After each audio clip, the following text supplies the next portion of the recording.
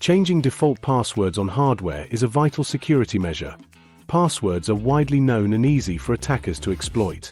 If not updated, they can allow unauthorized access or changes to critical settings. Setting a unique password greatly improves security and reflects good security practice. In this guide, we will take you through changing the default password using your Primo controllers. From your Primo web interface, navigate to the Hardware menu. Under the Master Controllers tab, select the system controller you will be updating. In the Controller menu, select the Network tab.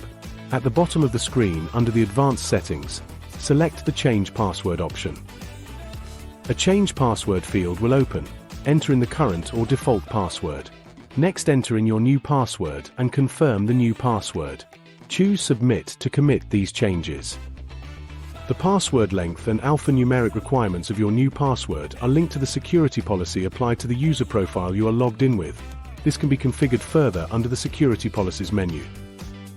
If the password is accepted, the password window will close and a message will appear in the top corner of the screen. If the password is lost or needs to be reset, you can default the system controller to restore the default password. Note, this will also clear any configurations of the system controller and it will need to be reinstalled back into your software. Thank you for watching. You have successfully updated and secured your controller password.